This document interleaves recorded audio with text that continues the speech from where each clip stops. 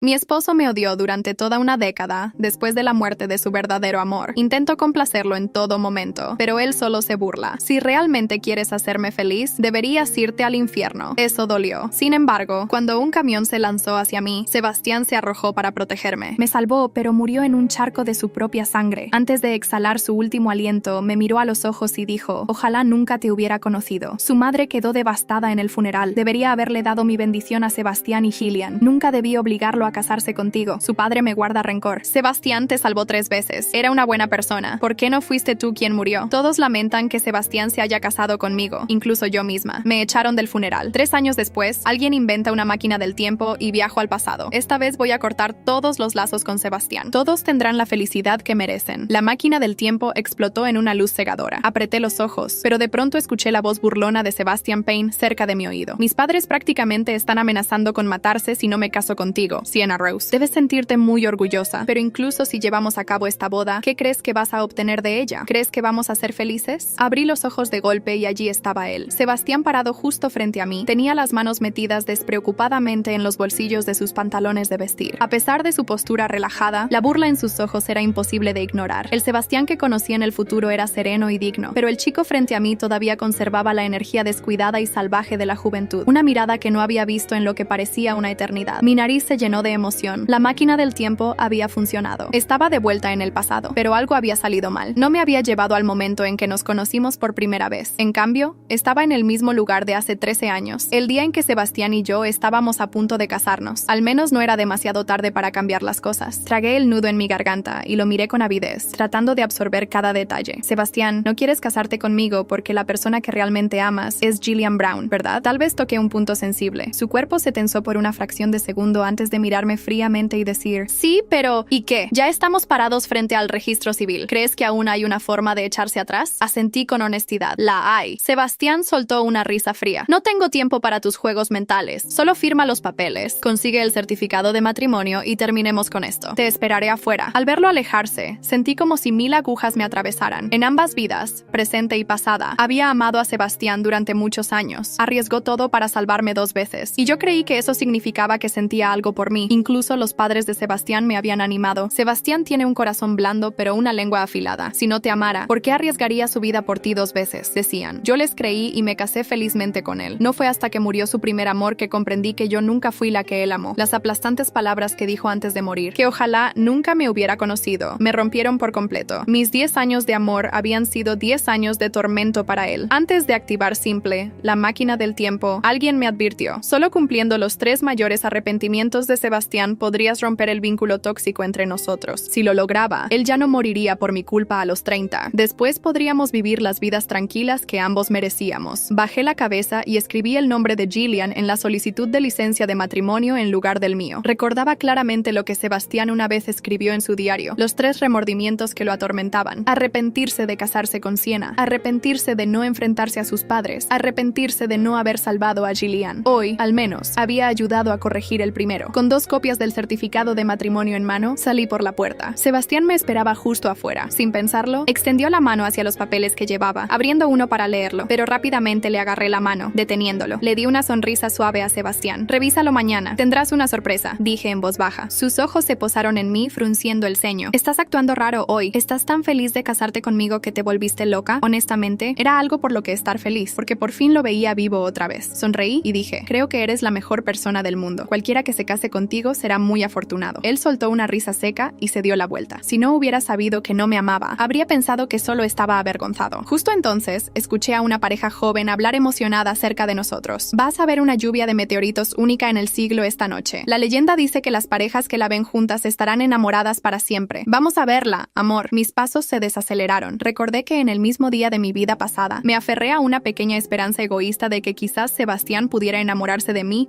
si veíamos la lluvia de meteoritos juntos. Pero lo único que recibí fueron sus frías y cortantes palabras. Dijo: ¿una pareja que solo finge ve una lluvia de meteoritos? ¿Y crees que eso lo hará real? Si fuera así, si todo el mundo la viera junta, no habría un solo matrimonio infeliz. ¿En qué fantasía vives? Esta vez no me atreví a tener esperanzas, pero para mi sorpresa, Sebastián habló: si quieres verla, iré contigo. Pero ni pienses en una luna de miel. El trabajo está muy ocupado, no tendré tiempo. Lo miré sorprendida, sin esperar que él se ofreciera primero, pero casi de inmediato lo comprendí. Sebastián podía tener una lengua afilada, pero siempre siempre tuvo un corazón amable. De lo contrario, no habría arriesgado su vida para salvarme 3 veces. La primera fue cuando tenía 18 años. Me habían atacado en un callejón y él intervino para salvarme. Recibió una puñalada en la mano derecha y la lesión dañó su nervio radial. Después de eso, nunca pudo levantar objetos pesados y su sueño de ser pianista quedó destruido para siempre. La segunda vez fue durante el terremoto. Quedamos atrapados bajo los escombros. Me engañó para que comiera la última comida y bebiera el último trago de agua, dándome la única oportunidad de sobrevivir. Si el equipo de rescate hubiera llegado un poco más tarde, él habría muerto allí. La tercera vez, cuando un camión se precipitó hacia nosotros, me abrazó sin dudarlo. Los cristales voladores le perforaron la parte trasera de la cabeza, pero como me sostuvo con tanta fuerza, yo solo salí con unos cuantos rasguños. Arriesgó su vida por mí 3 veces. ¿Cómo podía siquiera pensar en dejar de amarlo? Sebastián no esperó mi respuesta. Impaciente dijo, bueno, ¿vas a venir a ver la lluvia de meteoritos o no? Volví a la realidad y le di una sonrisa brillante. Claro, esta noche veremos la lluvia de meteoritos juntos. Solo entonces el ceño fruncido de Sebastián se suavizó. Pararé un taxi. Te dejaré en casa primero. Luego pasaré por ti y vamos al observatorio, dijo. Justo entonces su teléfono sonó. Al contestar, su rostro se ensombreció. Julian se lastimó la mano. Voy a verla. Ve a casa tú sola. Sí, asentí. Está bien. Él me miró sorprendido. Solías odiar que fuera a verla. ¿Qué? ¿Cambiaste de opinión? Abrí la boca para decir algo, pero soltó una risa amarga antes de que pudiera responder. Claro, supongo que ya no importa. Estamos casados ahora, así que ella ya no es una amenaza para ti. Mándame un mensaje cuando llegues a casa. Me voy. Subió al coche y se fue sin ver la decepción y la amarga sonrisa en mi rostro. La verdad era que nunca intenté realmente impedir que se preocupara por Gillian. Fue solo esa vez cuando sus padres y yo vimos accidentalmente a Gillian besando a un hombre mucho mayor. Al investigar un poco más, descubrimos que había estado mantenida por varios sugar daddies. Solo entonces intenté desesperadamente evitar que Sebastián se involucrara demasiado con ella, pero él nunca lo supo. Incluso después de la muerte de Gillian, pasó 10 años enteros ahogándose en culpa y dolor. Si tuviera que elegir, preferiría verlo con Gillian que verlo sufrir un dolor eterno y al final morir por mi culpa. La culpa y el remordimiento podían destruir por completo a una persona. Solté un suspiro. Fui a la escuela para asegurar mi recomendación de ingreso directo y luego volví a casa. Los padres de Sebastián ya habían preparado una mesa llena de comida. Cuando June Tucker, su madre, me vio entrar, me tomó las manos con entusiasmo. Sia, ya regresaste. ¿Consiguieron el certificado de matrimonio tan rápido? ¿Dónde está Sebastián? ¿Por qué no vino contigo? Tuvo que atender algo urgente en la oficina, señora Peña, respondí. Ella frunció el ceño, claramente molesta. Ese muchacho, hoy es un día tan importante y aún así no puede dejar el trabajo de lado. El padre de Sebastián, Callum Peña, solo se rió. Ser enfocado en la carrera no es algo malo. Ya están casados de todas formas. Una cena familiar puede hacerse en cualquier momento. June murmuró por lo bajo, evidentemente disgustada. Al ver esta escena tan cálida y familiar frente a mí, se me llenaron los ojos de emoción. Señor y señora Peña, Sebastián y yo no obtuvimos el certificado. Ya completé mis trámites para estudiar en el extranjero. Planeo irme en unos días, dije. June quedó perpleja. ¿Qué quieres decir con que no obtuvieron el certificado? Sebastián, ¿te hizo algo? Él es puro hablar, pero en el fondo te quiere mucho, ¿sabes? Hemos visto cómo lo apoyaste estudiando psicología por tu cuenta, solo para ayudarlo a superar sus momentos difíciles. Tus sentimientos por él siempre fueron sinceros. Ustedes se aman. Por supuesto que deben estar juntos. Además, tú sabes mejor que nadie que Gillian no es buena. No podemos simplemente dejar que se salga con la suya. Callum intervino rápidamente. Sebastián estará de acuerdo. Una vez que se casen, cambiará. Sus palabras me resultaban demasiado familiares. Habían dicho lo mismo una vez, pero al final, forzar las cosas solo llevó a arrepentimientos para todos nosotros. Tomé suavemente la mano de June y dije con voz suave, por favor, no se enojen. Déjenme explicar primero. Por mucho que me duela admitirlo, no se puede forzar el amor. Sebastián, él nunca me amó de verdad. Anoche tuve un sueño. En él, Sebastián y yo nos casábamos, pero él se negaba a volver a casa conmigo. Se enterraba en el trabajo día tras día hasta que se provocó úlceras estomacales. Incluso cuando le llevaba sopa para que se curara, no la probaba. No me dejaba cuidarlo. Decía que estar conmigo le causaba más dolor que felicidad. Y cuando tenía 30, murió salvándome de un camión descontrolado. Mientras hablaba, el pecho se me apretaba tanto que me costaba respirar. June se quedó paralizada. Pero